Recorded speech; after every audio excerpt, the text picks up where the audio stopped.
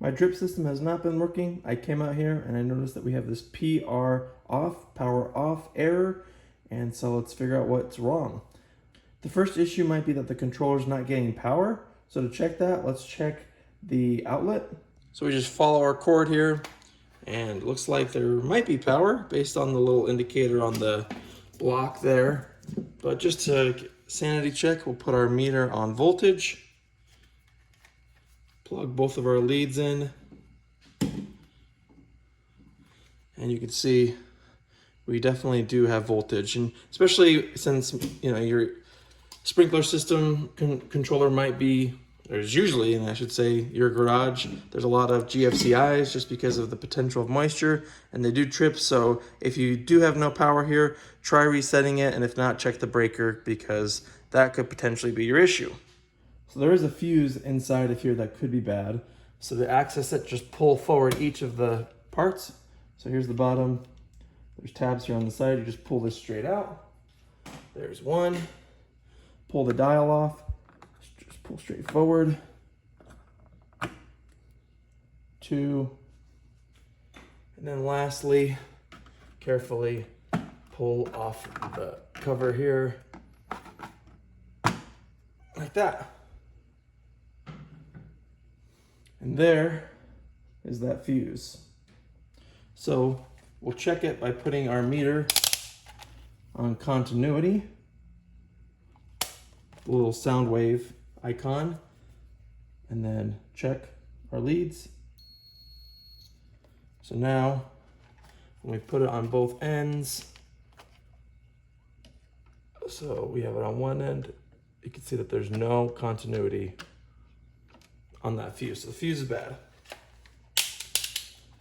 So you can buy a new one, but I actually noticed when I was pulling this off, the bottom here of this controller, they threw an extra fuse on there, which I think is super nice. But just to check it before we put it on, put our meter back on continuity. And then that's what you do on it. So that is good. So let's just swap those two and see if that fixes our issue. You can just pull it out. I have this fuse puller that I never use, so I figured for once in my life I might as well justify its existence in my toolbox and actually use it. So you just use the back here, little tweezers.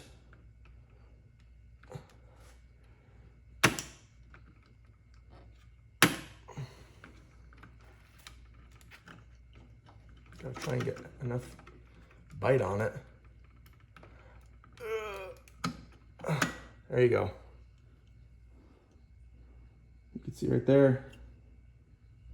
Maybe not. Focus. I'll show you after. And then let's get our new fuse out. Boom. And here I'm just going to use my fingers to install it. Boom. Now I'm just going to plug it in just to see if that PR off error goes away. Now that we have a new fuse, plug it in, and look at that. It's fixed.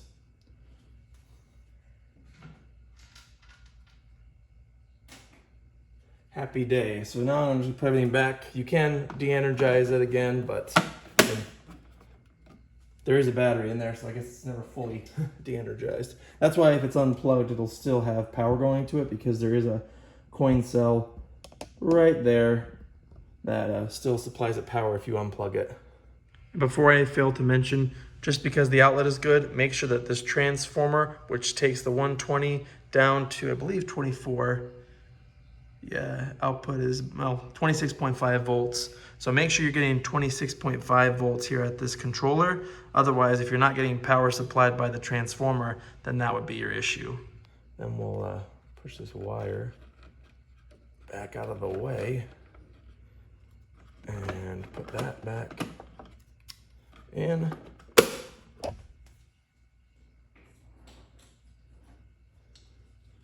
And then the knob is keyed, So it should only go on one way.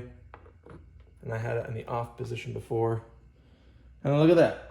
And I also want to mention that if your fuse keeps tripping, if it keeps breaking, then there likely is some sort of short or issue with the wiring down to your sprinklers or to your control valve. So make sure to check that wiring before continuing to replace it, because there's likely a bigger issue. Post your comments or questions below. Thanks for watching, as we got a free fix. Again, if you don't have a fuse, I'll link some in the description so you can find it if you have this particular controller. See you in the next video.